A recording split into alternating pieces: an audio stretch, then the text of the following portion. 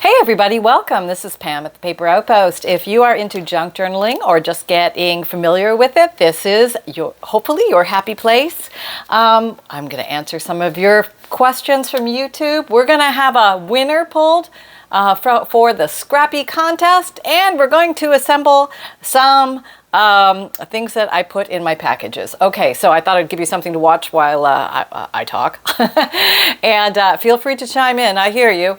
And away we go. So I hope you're having an awesome week. This is kind of a place to unwind, relax. It's kind of a let's get to know each other day. You know what I mean? We're going to go a little deeper today. Let's see what's going on in the questions. Andy Morales says, love your videos. Just wondering how many hours away are you crafting, and do you craft each day? And oh, then she said, enjoy your day. Or he, I don't know. Okay, so pretty much my days go like this. There's the standing part. And well, there's the standing part, the walking part, and the sitting part, and I rotate depending on how my legs feel, how much energy I have. Sometimes I'm making FUNDLEs, sometimes I'm crafting at my desk, sometimes I'm working on a journal, sometimes I'm working on bundles. If I'm doing a journal or bundles or things like that, I'm generally seated. So I try and rotate throughout the day what I do, so I'm not always doing the same thing, so I get a little exercise. You know what I mean? I get a little exercise. And making the FUNDLEs, I get a lot of exercise because I walk back and forth a lot, and I cut the paper, and so I build upper body and lower body, and there we go. So how many hours a day? You know, it's funny when you, when this is your livelihood, you work longer than normal hours, shall we say. Like, there have been a lot of days recently I've been getting up extremely early, sometimes 4:30, 5 o'clock, 5:30, and then I might work till 9 o'clock. And you know, I do take breaks. I do sit down where I'm not crafting, and then that's when I eat and I play with my puppy, and do other things. I do errands and stuff like that. I go to the post office a lot, and so a lot. But you know what? It's always, it seems like I'm looking forward to the next segment, whatever it is. I sound funny, don't I? I sound funny. They gave me new plastic teeth today, and there's even more. Let me take this top piece out. I can't talk with it. Hold on. Ow. Ow. Okay, I got it. Oh my God, there. I feel like I just busted out of the barn. Now I can really talk. Oh yeah. Okay, here we go. So yeah, I vary it through the day so I don't get bored. So I keep my body in top form, top crafter form. Is that possible? Okay, start doing something, Pam. You're not getting any work done here. Okay, and so yeah, variety helps, and also new projects help. So I've got all sorts of fun things planned, new projects coming, very excited about that. And I start, oh, and another thing I do, I don't know if you need to know this, but while I'm doing my FUNDLEs, walking back and forth doing my FUNDLEs, I try and educate myself. I try to learn about something, and it may be paper related, it may not be, it may be something completely different. But I generally have sound going on so that I can learn as I'm walking, because I figure this is a great time. You know, you're just walking back and forth. You might as well learn something in the process, right? So yeah, that's what I do. I listen to podcasts. I listen to YouTube videos. I listen to Audible books. That's a great time to listen to Audible books. Those are audiobooks if you're unfamiliar. And what else? That kind of stuff. So yeah, I usually take my water and or have this little electrolyte drink I take up there too, and I FUNDLE away for a while. And then when the legs just say, you know, can't do anymore, must sit, I come down to the craft room, and maybe I'll make a video. I'll craft with you guys. That's always fun.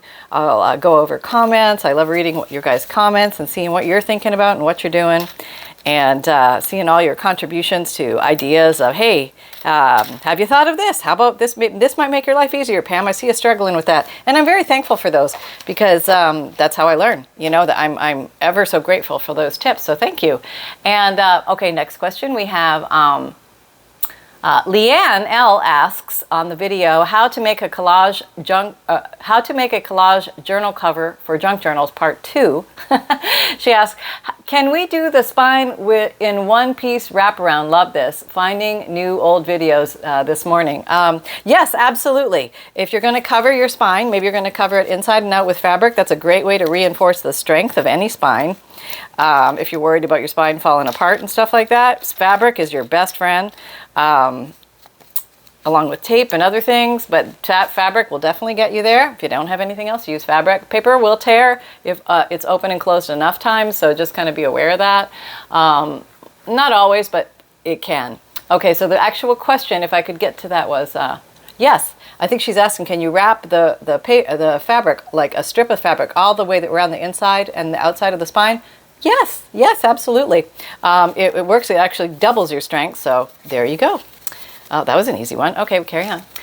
Living Authentically on My Terms asks, she's referred to the video called 3 and 30 Minute Alphabet Challenge Letter A, which was a challenge done by Shabby Dabby Doodah a while back, which is a really cool challenge. If you've never done that challenge, I highly recommend doing it because it's fun.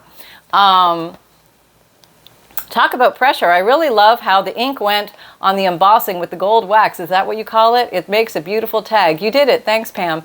I think she is referring to when I ran a piece of acetate through my Big Shot, my Sizzix Big Shot embosser, and it actually conformed to the shape of the embossing envelope. So that's a cool thing. We should do that. I don't know if I've shown that for a while. And I forgot about it actually, so thanks for the reminder. But that is fun, and then you can drizzle, I think I used alcohol inks to drizzle into the impressions, and I rubbed a little gilding wax over the top to pop some gold on it, and it came out pretty cool. I was pleasantly surprised. Sometimes you never know until you're in the thick of it, you know what I mean? And, oh, this is good. We're getting some of these done. I'm feeling better. Okay, good. I was getting a little behind, and I was starting to sweat. I always watch my piles, you know, like, okay, what's getting low? What's getting low? Like this morning, I needed to print some more free gifts for the, right now I'm having a free gift with purchase of a FUNDLE. So if you purchase a FUNDLE, you'll automatically get, I think I already used it, but I'll just show, I got some in a package here.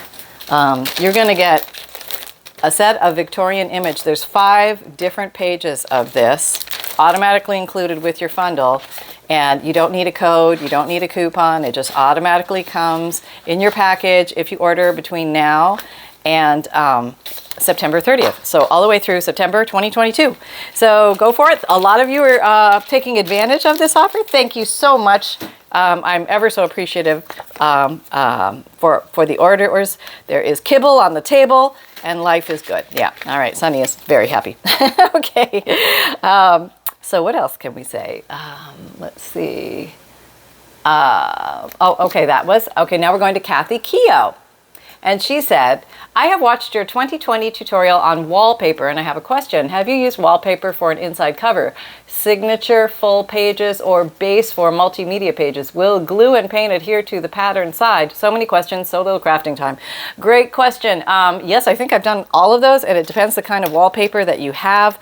Some wallpaper has a plasticky surface, so you have to take that into account, and that might repel certain glues or colors or things like that. Not impossible, though. Often you can still glue onto it, and you can definitely glue onto it with Fabrifix. I have found, anyway, the liquid, so this stuff. Yeah, this is clear silicone glue, fabric to fabric, fabric to paper, paper to paper. It glues to almost everything that I've tried it on, but some glues will not adhere to a waxy, shiny, plasticky surface, so definitely, you know, give it a try. I mean, take a little sliver and just have some fun with it and see where you get. I mean, that's what we do here. We just we goof around, we experiment, we try things. Is there a letter in there? Yep. Like some of the airmail letters are so thin, I have to peek sometime to make sure there's actually a letter in there. There is a letter in there. I just love this old vintage stuff. It's just so, these antique, they're just so pretty. They're so darn pretty. And what else do we have?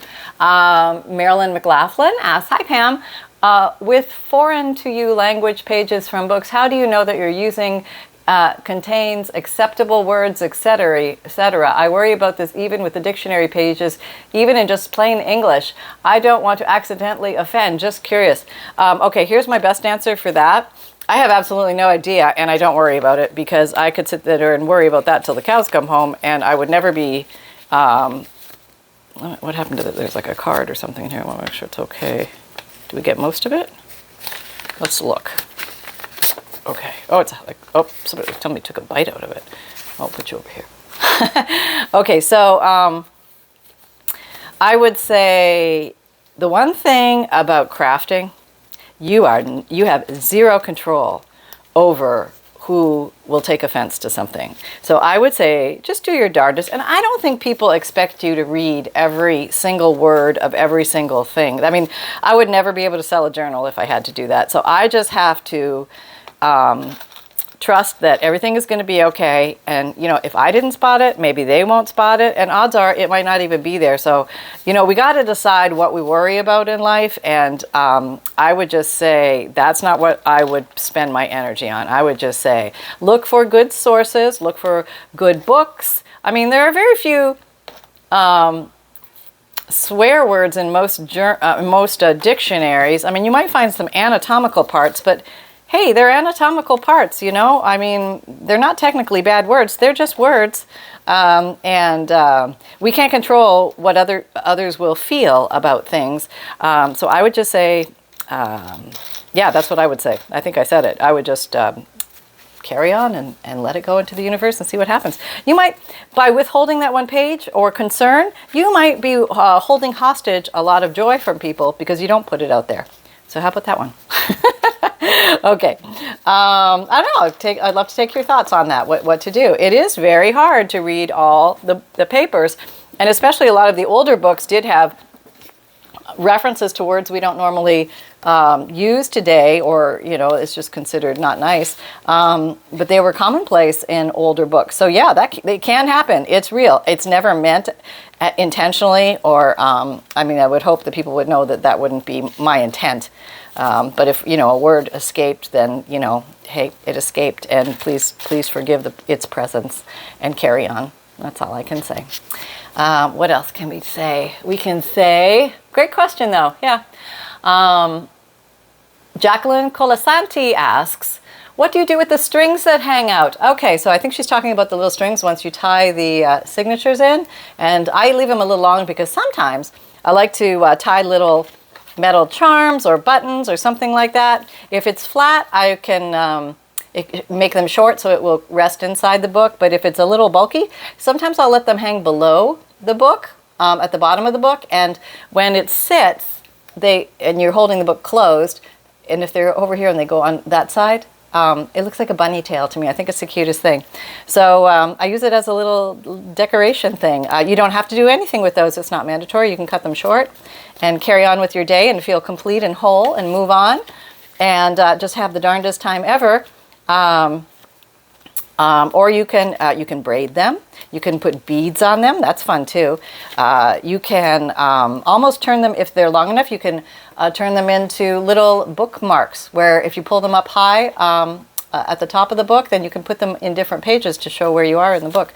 So there's a lot of fun things that you could do. We should just do like a focus group just on those tails, those little string tails, because you can do a lot of fun things with those.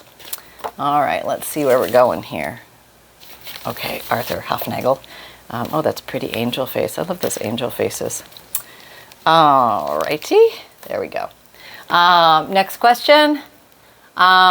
Sandy's Creative Studio. Hi Pam, I love this project. As soon as I saw your German pages, I thought how cool it would be to mix with other languages or different fonts. I have a German paper that I got at a yard sale. Now I want to get the pages in other languages to make tags. Thanks for sharing the idea. Oh, I'm a big nut for other language papers. I don't know, I just think there's there's something really cool, and I don't know, it's like you're reading, but you can't understand. And sometimes I'll sit down and I'll type some of it out on Google Translate and find out what it actually says. And I've learned a lot. I bought this old book once from, I have to pull it out so I can show you guys if I haven't shown it yet, but it's a monk's book who was translating, I think he was going from Greek to Latin or Latin to Greek. He was translating something across, and I was trying to figure out what it all meant. I had my little translator out, and I was gone for hours. Like, just got sucked down that rabbit hole, and I was gone. It was fascinating. I learned so much about the days and the time, and it was just fascinating. I mean, one thing I have to say is that I was never a history buff in school. I always thought it was so boring. Dates, wars, blah, like 1825, so-and-so, did something. And I couldn't connect to it. But now, when I have the papers in my hand, and I actually have the old handwriting or a diary page or something like that, it completely changes my experience with it. And now I feel like I am an avid novice historian trying to learn as much as I can about what life was like back at the turn of the century, or any time that is not this time. And I find it fascinating now, and I'm wondering if, maybe, for those of us who like to use old things in our journals, that maybe that is the contribution that those things can do. They can awaken an interest where there may not have been one before, in life before, in days gone by. What was the culture like? What was what was life like on the farm, or in the town, or at the general store? I mean, what were people buying? What were they doing? It's kind of neat. It definitely made it a heck of a lot more interesting. Boy, if my history teacher walked in with one of, a junk journal, oh my God, that would have changed everything, But no, alas, I don't think we made them back then, or at least I never knew of them back then. So there you go. There you go. Okay, so let's add another question. What do we have? Carol M.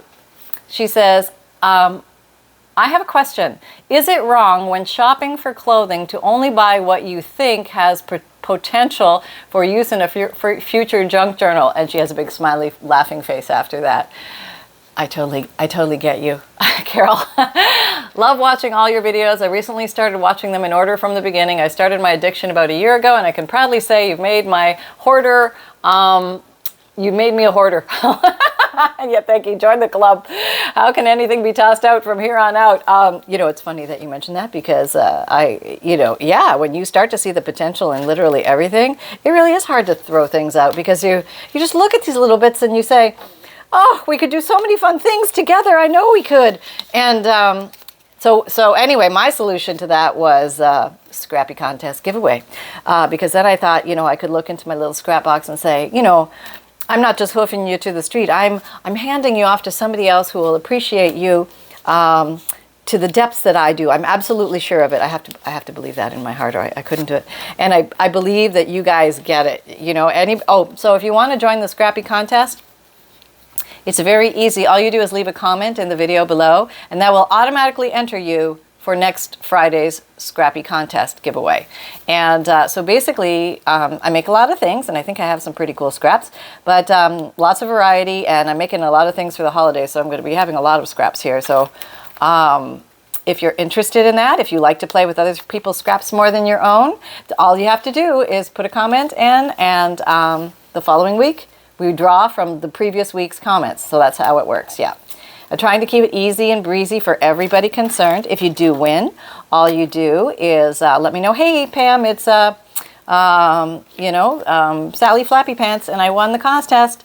And you just give me the mailing address you would like your prize mailed to, and I will mail it to you. And you have until the following Thursday. So I draw on Friday, and then you have basically 6 days to let me know. And you can email me at pam@thepaperoutpost.com. Yeah. Okay, there we go. All that excitement out there. Okay.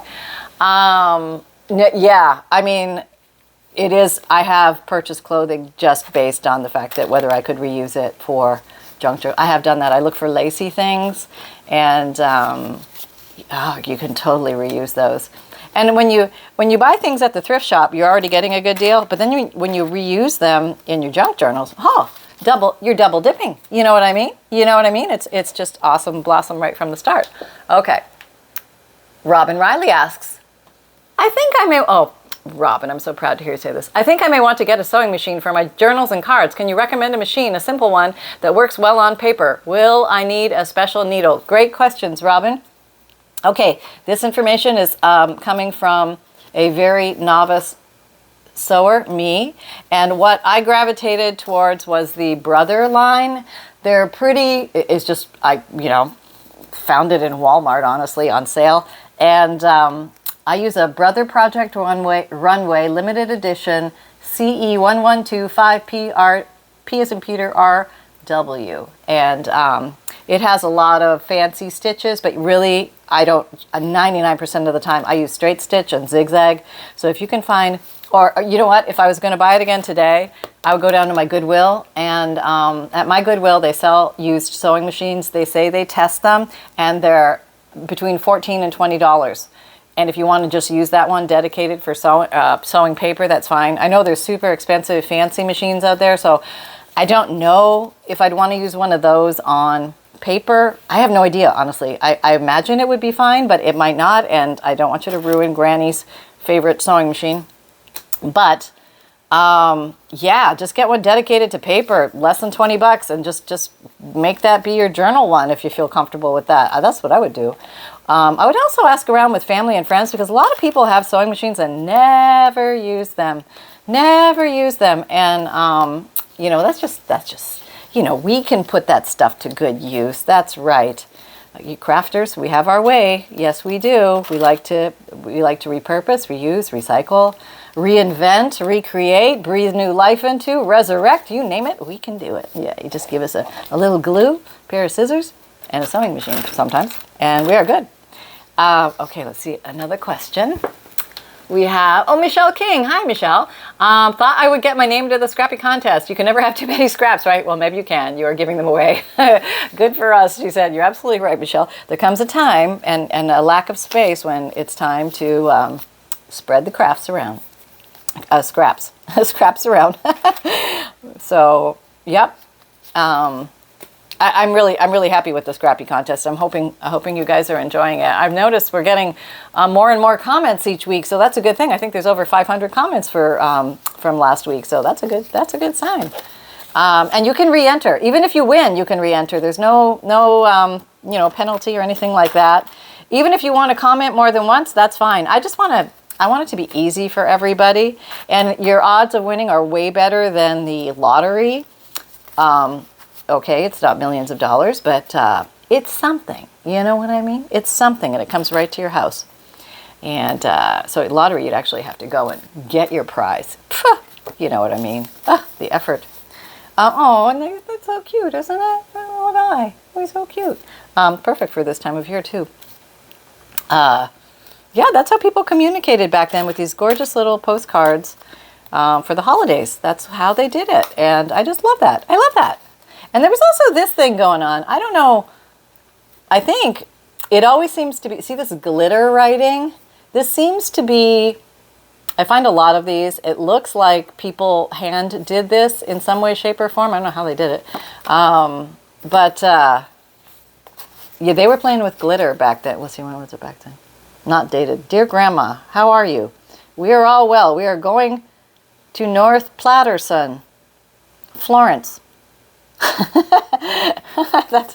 That's cute. She was direct and to the point. We have to give it to you. It's from Florence. Yeah, so I guess she is hand doing that back in the day. Maybe she just handed it to Grandma. I don't know. Sometimes they don't have dates on them. I don't know why they don't. Okay, this one does. What's that say? Something August. Well, that could be August 13th or August 18th.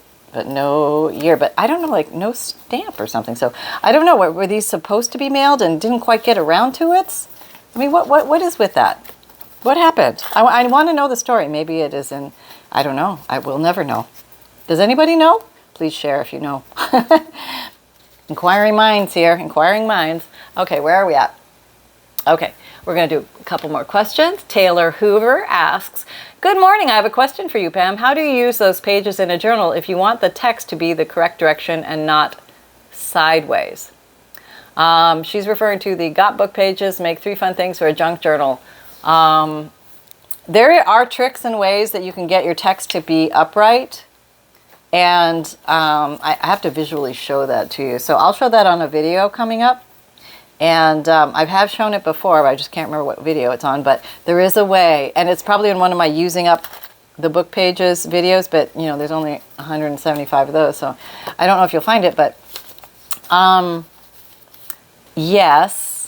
And you know what you can always do? Let's say you're folding something and at the end there's a big block that is the wrong way. Just cut out another piece that is the right way and glue it on top. I mean, that is always your best default. If you can't quite figure out the right way to flip it and flop it, there's always that. And that works no matter what. So there you go. Vicky Vargas asks, hi Pam and Son. Hi Sunny, hope you're having a great week. I'm working on my first journal cover and it's a paper collage on an existing book cover. My question is, do you recommend sealing the cover and with what? Many thanks. Great question, Vicky. Yeah, you can totally seal your cover. It's optional, not mandatory. If you have anything that you think might smudge on the outside, I probably would recommend sealing it. And your thickest seal would probably be a Mod Podge, something like that. I might lean towards the matte, even though it's still a little glossy, but you could do matte or glossy Mod Podge.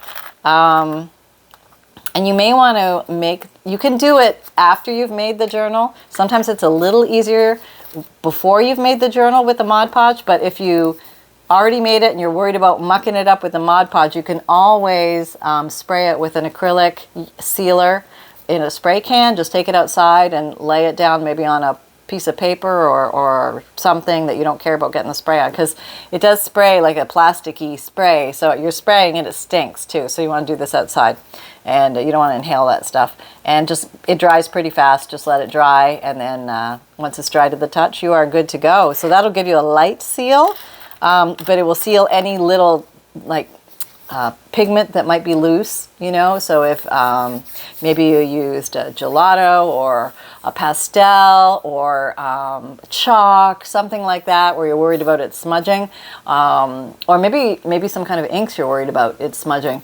but really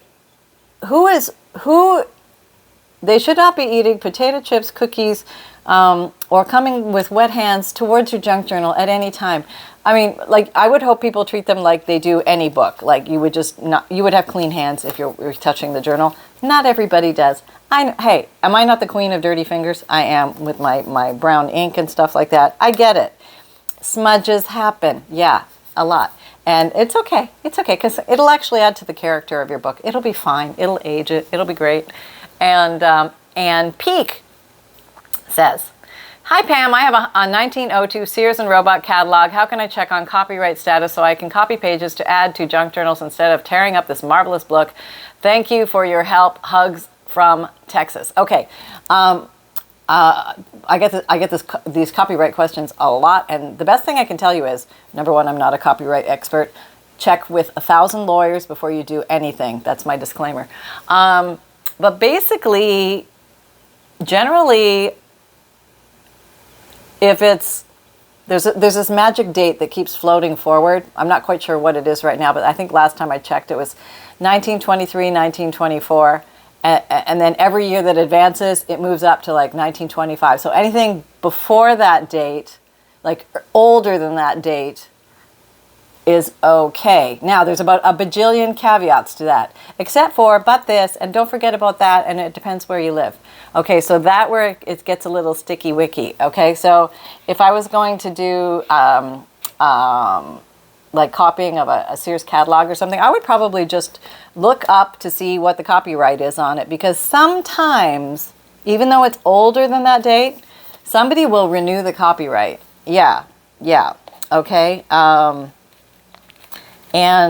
So you may or may not know about that. And so it can be a lot of legwork to find out about copyright for some old stuff. But if it's just one thing, you know what I mean, like a Sears catalog, you could probably Google that and just find out, is there any concern? Is it okay before a certain date? You can always contact Sears Roebuck and say, hey, I have this, can I do this? And they're, you know, you'll probably hear from their lawyer.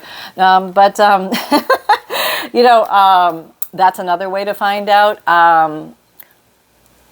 What's that one called Reddit? Sometimes people will have answers on there about different copyright issues, but I know that where you live can make a difference, whether it's been recopyrighted can make a difference, and you're always safe. This is my thing, you're always safer when you're actually using the original thing, because when, and I could be wrong here, and this may not encompass everything, but generally when you buy something, like if you buy a book, it is your book. It is your book to use. If you want to turn it into a secret jewelry box, if you want to cut it up and shred it and make handmade paper, if you want to sell it at your garage sale, you can do that. There's tons of used bookstores that sell books all the time that are, you know, not older than 100 years. Okay, so that part is okay. So it's kind of like saying, can you take the Mona Lisa, since it's so old, and could you do things to it? Could you copy it and sell it? Well, there's a lot of prints of Mona Lisa going around. I don't know. I don't honestly know the Mona Lisa copyright, but I'm pretty sure it's old enough to pass. Now, a lot of people you will see will use it in their artwork, but they'll morph it. They'll change it. And there's something about the changing of it, a percent, that somehow qualifies, but there's so many little different tiny rules related to that. I just like to use the old stuff because it's easier, because then I feel like, okay, then if I'm actually using the real thing, probably going to be okay. Maybe not in 100%, but I'm thinking it's probably okay. Yeah, and but there are exceptions everywhere. Yeah. So do your best, do your due diligence, and I wish I could just say, yes, run free in the meadows and copy them all and have fun with it, but I would double check. Really, here's the thing. As far as I understand, it is only if you actually go to sell it. So there may be exclusions and exceptions there as well. And there's a lot of websites now where you can, I think like Raw Pixel and Pexel or something like that, where you can go and look at images and they will tell you what the exclusions are and things like that. And sometimes old art, like artists might want, you know, just recognition, like just say you got it from me or something like that. There's a lot of different things out there. You'll see it, ways to find things. And but remember, public domain should be your friend. I mean, that's kind of how they tried to generalize everything by saying if it's in the public domain, then you should be able to use it any way you want, even in the original form. But then I would still just double check to be sure. Yeah, because these copyright rules change all the time. They're very frisky little devils, you know? And it is hard to know with certainty. But if you actually have the book, and those Sears Roebuck, they're pretty big. So I know it is sometimes hard to, and that's a good one, 1902, that's an old one, and you have a good one there. That's really good. I have a 1916, and I love it. And the pages are really, I have it right here, I can show you. I keep it in my little precious spot. Here it is. Yeah, there it is. And see, it says 1916. Somebody wrote that on there. I don't even know where to see it's 1916. I think I lost the first few pages, but I'm pretty sure it's 1916 because somebody wrote that on there. And I just use the pages from here because it's honestly very large. Let me show you. It's fat. You know, it's like fat. I got a lot of pages in there I could pull from. So if you got a big one, if you got a chubber, yeah, you might be in business. There you go. I hope that helps. I know it wasn't crystal clear in answering your question fully, but I did my best. I hope that helps. Emery asks, hi Pam, what types of paper clips do you use? Jumbo, regular, stainless steel? I was told that you can only use a certain type so they don't rust. Well, oh, she said, hello, sunshine. Hello, sunshine. That's what I use. It's got a mixed mush of everything. And I get a lot of mine from the thrift store, and I just throw them in here. And sometimes rust is a desirable thing. A lot of the old papers that I work with are paper clipped together. They're old paper clips, and they have rusted, so they have natural rusting on them. And you can also find a ton of videos on YouTube on how to rust your paper clips so you can have that old vintage antique rusty paper clip look if you want it. Now, there's one little drawback with rusty paper clips. They're rusty paper clips. I mean, you don't want to accidentally cut your finger or anything like that. You don't want rust getting, in injuries on the skin. And they will also mark your paper with the little rust mark and stuff like that. And even these colored ones that I did with alcohol ink, if I put them on something white, they'll leave like a little trail of alcohol. If I can show you. Yeah, see? You get that. Okay, so if you're okay with that, then alcohol inks you can play with. But as far as what type, yeah, I have the plastic coated ones. I have regular naked stainless steel. And I don't know what it is about paper clips, but boy, have they gone up in price, let me tell you. And it's just a paper clip, for gosh sakes. And I use all sizes because you're going to have different needs as you go. If I had to choose in the beginning, I'd probably pick a bigger size, like a jumbo size. I think that's 1 7. I'm measuring 1 7/8. Yeah, like about 1 7/8, 1 3/4, that kind of stuff. Or 2 inches, and you can get like big honker ones too. This is a bigger one. It looks like a 2-inch. Yep, this is a 2-inch. Yeah, and that other one I think was a 1 7/8 inch. So just a little smidge less. And then just a little baby one too. I mean, look, you can go really cute. I think Tim Holtz are like just little tiny ones. This is a real vintage one. They're thicker, sturdier, and they're firm. I mean, it's like hard to get that to do that. Where here it's just like, and you know what I mean? They don't make them like they used to. Nope.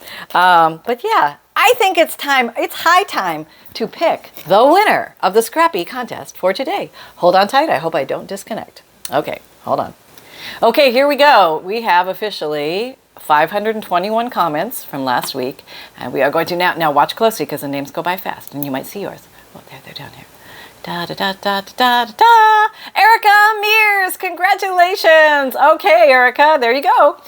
Go ahead and contact me by next Thursday. So you've got 6 days. Send me an email to pam@thepaperoutpost.com that you're the winner of the Scrappy contest today. Congratulations. Okay, and now do we, Sunshine, do you have something to say? I have something to say. I've been waiting. I've been so patient. Okay, all right, no. I'm a little overdue for my bath. I hope you'll forgive me.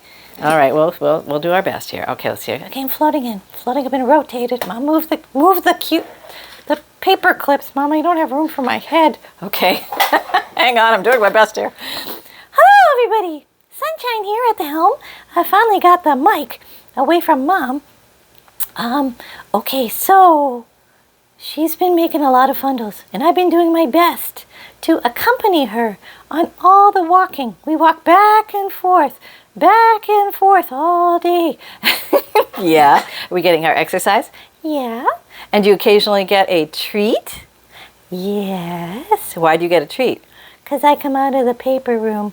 Yes, upon the come command. Yes.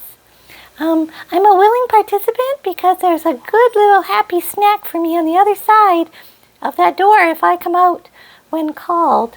Okay, so we try and create happy experiences for Sunshine, right? Yeah, I really like them. They're really happy. Okay, good. All right, I'm very happy. Hope you guys are happy too. Happy crafting, everybody. That's my nose. Okay, thank you. Thank you for that upshot of your nose. Anytime. Okay, off you go. So welcome to everybody who is new. Thank you for everybody who has been here and hanging out in the paper crafting community. We're a crazy bunch, but we love to get together and just play with our little, whatnots. And if you don't know, I have a free monthly emailed newsletter. If you sign up for that, the link is down below this video in the description box, as are all my links, but you will get a free digital image emailed to you every month, a checklist of supplies, a note from the bookmaker which explains what a junk journal is, comes in PDF and Word doc format, and a list of page ideas in case you run out of ideas or what to do in your junk journal. I got you covered. And my videos come out Mondays, Wednesdays, Fridays, and Saturdays, 7 a.m. Eastern Time. My podcasts come out Tuesdays and Thursdays. It's new audio material. The other days of the week I put up video podcasts, which if you have Spotify, you can watch the video podcast there. But if you don't have Spotify, you can listen to the audio anywhere you normally listen to podcasts, or just go to anchor.fm and you can listen to it for free. You don't need any fancy software or place to listen to a podcast. Okay. I have an Amazon shop. No, wait, back up. I have an Etsy shop. Yes. I sell FUNDLEs. Yes. And we have a special going on right now, a free gift with purchase of a FUNDLE. You get a free 5-page printed on lightweight cardstock digikit. And this one is called Fantastical Victorian Times. And it is 5 pages, all a nice variety of images. And this will not be for sale in my Etsy shop ever. This particular digikit, that's my big takeaway.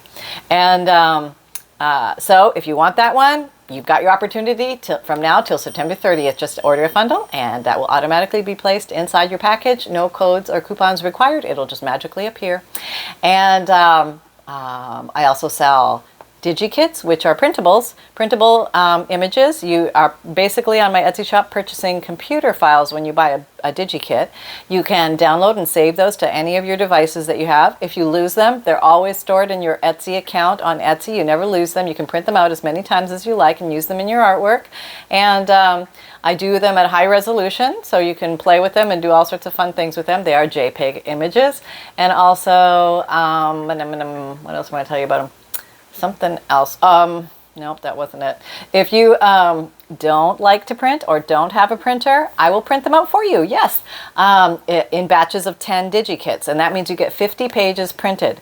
All I need from you is to purchase the print and mail option and then send me a list of the 10 digikit names that you want. I only need the first 2 to 3 words. You don't need to buy the 10 individual digikits. You just need to send me the list, either through Etsy message or to pam@thepaperoutpost.com. And that's everything there, right? And when I have journals and bundles done, they are also for sale in my Etsy shop, so keep an eye out for those, especially during this holiday season. I'm going to be putting a lot of things in there, and some will get big fanfare with videos and social media splash, and some will just slip in unbeknownst, and then slip out unbeknownst as well.